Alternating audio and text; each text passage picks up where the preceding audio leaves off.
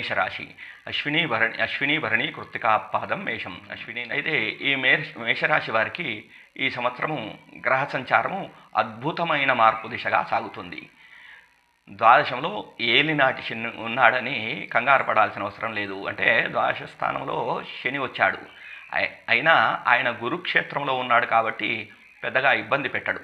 అంటే మేషరాశి వారికి గురుడు శుభగ్రహం కాబట్టి గురుక్షేత్రంలో ద్వాదశంలో శని ఉన్నాడు కాబట్టి పెద్దగా ఇబ్బంది పెట్టడు. జూన్ తర్వాత చతుర్థ స్థానంలోకి గురువు కూడా ఉచ్చలోకి వస్తున్నాడు. చతుర్థ స్థానం కర్కాటకంలోకి జూన్ తర్వాత గురుడు ఉచ్చస్థితికి రావడం వల్ల కోటి దోషాలు హరించకపోతాయి మేషరాశి వారికి. మీ సొంత ఇంటి కల ఈ ఏడాది నెరవేరబోతుంది. లాభస్థానంలో రాహు ఉండటం వలన ఇక మీకు ఊహించని ధనలాభం కూడా ఇస్తాడు. అయితే ఇక్కడ ఒక చిన్న మెలికే, ఎందుకంటే దాశంలో ఉన్న శని కొంత ఇబ్బంది పెట్టక మానడు కదా. ఏదైనా గురుక్షేత్రంలో ఉంటే పెద్దగా ఇబ్బంది పెట్టడు, కానీ ఏదో కొంత ఇబ్బంది పెట్టే అవకాశం తప్పకుండా ఉంటుంది. ఆ మెలికే ఏంటంటే డబ్బు వస్తుంది కదా అని జేబులో పెట్టుకుంటే మాత్రం అది నిలబడదు. ఎందుకనగా వ్యయస్థానంలో ఉన్న శనిదేవుడు నిలబడనివ్వడు, జేబుకు చిల్లి పెట్టేస్తాడు. అంటే కాసుల వర్షం కురిపిస్తుంది లక్ష్మీదేవి మీపై, కానీ మీరు గొడుగు పట్టుకొని ఉంటే ఆ కాసుల వర్షం మీ మీద పడదు కదా.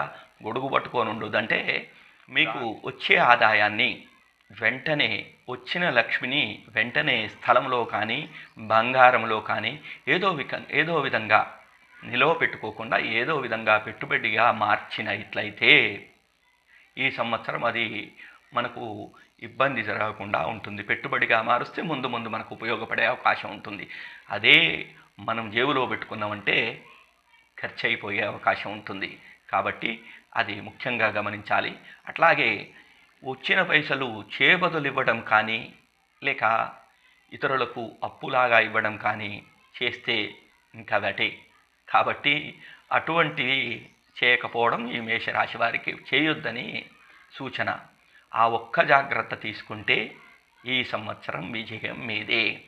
కాబట్టి ఖచ్చితంగా అవి పాటిస్తారని కోరుకుంటూ, ఇక పరిహారాలు ఈ రాశి వారికి నవగ్రహ స్తోత్రం పారాయణం చేయడము, ఆంజనేయ స్వామి దండకం పారాయణం చేయడము, సోమవారము శివాలయాల్లో రుద్రాభిషేకం చేయించడము, శనివారము వికలాంగులకు వస్త్రదానము లేదా అన్నదానం చేయడం వలన మీకు వచ్చే నెగిటివ్ ఫలితాలు కాస్త తగ్గే అవకాశం ఉంటుంది. మేష